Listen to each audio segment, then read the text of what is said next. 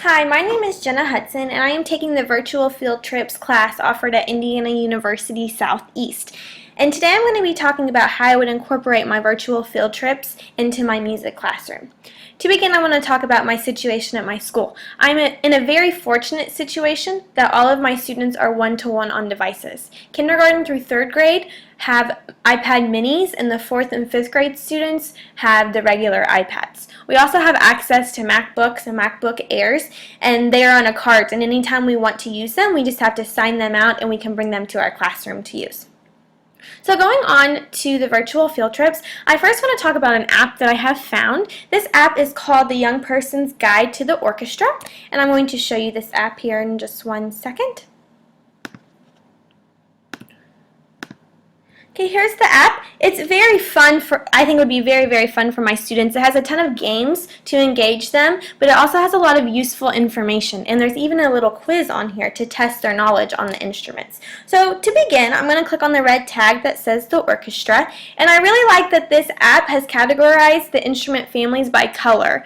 Now, the one downside to this is they actually can't tell if it's brass or wood, but they are by color, so they can easily decipher what category is what.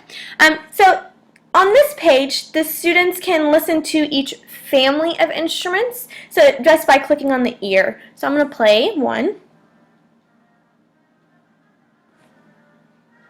So then they can hear just that instrument family and not the entire orchestra. If you click on the instrument family, it brings up each instrument. And with each instrument, you can listen to them individually, and you can also get information on them. So here this talks about all the horn, the history of it, the family it's made in, how it's made, all of this. One of the very cool features that I love of this app are the Meet the Horn Player or Meet the Cello Player, or any of the players in the orchestra. And when you click on them, it brings up a list of videos. Now this one only has 4, but the violin has about 8 or 9 videos. And in these videos, they get a little personal with the students. It asks them, how they chose that instrument, why they like that instrument. But it also goes into how you make a sound on it, what different things can you do with that instrument. So it gives the kids a little more information from a real perspective. Going back to the main page, the oral quiz actually tests students' knowledge on an instrument. So if it's played, they have to identify what instrument they hear. So it's all done by ear. So that's a great little summative assessment to do in my class.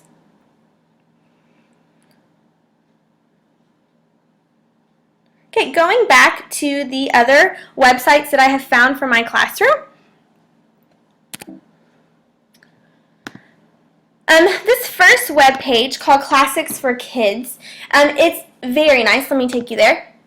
There's a ton of great features on this website, but the one I was most intrigued by was the composer's timeline. During this course, I was really wanting to find some resources to incorporate virtual field trips for composers, and so I found this site to get my students started. And this site is an interactive timeline, and it categorizes the composers into the eras, so the classical period or the romantic period, and it goes all the way up into modern to where we are today.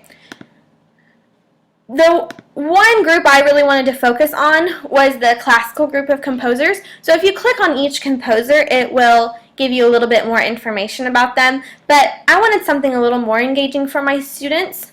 So I would use this website to just give them the whole outline of composers and the different periods in music, but I also came across some different websites. This one is so cool. This is it's actually in a different language, so the web page will have to translate it, but it's about Beethoven, and it's the Beethoven Museum in Vienna, but it also has a really neat feature for students. So I'm going to go to this Hello Beethoven site and click on to get English version. And I'm going to mute it just for a second. This little interactive web page is filled with stuff all about Beethoven. You can click on the different things and it'll just tell you different things about Beethoven. So I'm going to click on one. It takes a little bit of time for it to pull up. But it will describe, it'll say different things. Let me pull it up here. And I love that the waiter is a metronome. Such a neat feature.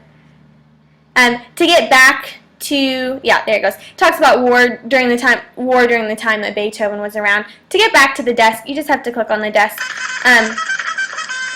It's filled with different sound effects that would be really engaging for my kids. But also, if you click on this little box down here, there's a lot of hidden features in this that I did not know.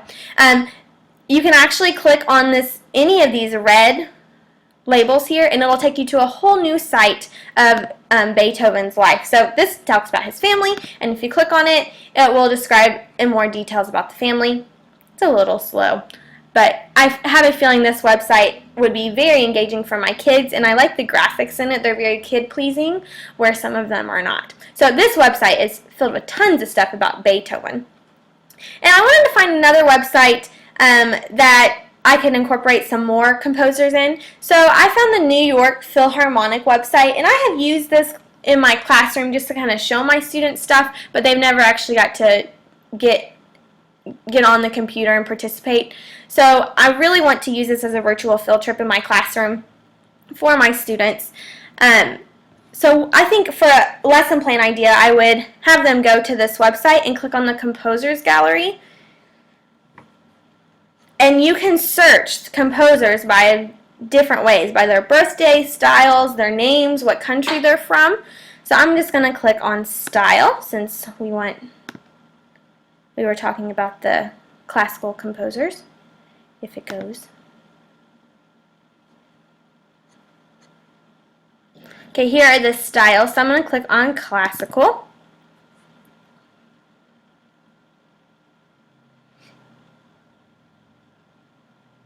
And it will actually take you to these different composers. So if I want to go to Beethoven again, it will let you hear a piece of his music, and it will also give a little biography about him. This website also has a lot more than just the composers. I have used this in my classroom before just to show my students some of the instruments, and you can go into their cartoon version of their instrument storage room and listen to the instruments and also see them. The one thing is they're cartoons, so that they don't really get a real life feel of what they look like, but it does give them some really nice sound playback so that they can hear about the instruments.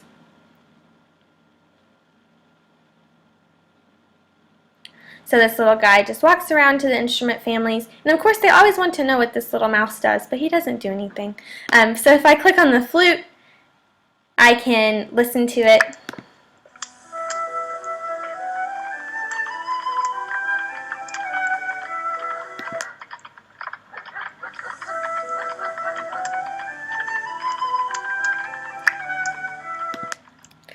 So that is the instrument storage room. There's also some fun little composition games and a whole game room for the students to engage with. So after talking about the composers with my students, one way to assess them, I think I would use in my classroom. With our devices, it's very easy for my students to create keynote presentations or iMovies on these. They have lots of practice in their classrooms. So I would assign each group a composer, or they could pick a composer that they would like to do some research on through some of these websites, through New York Philharmonic and Beethoven, and then they would be able to present them to the classroom on their findings. I hope you enjoyed my virtual field trip, and I look forward to seeing your ways to use virtual field trips in your classroom.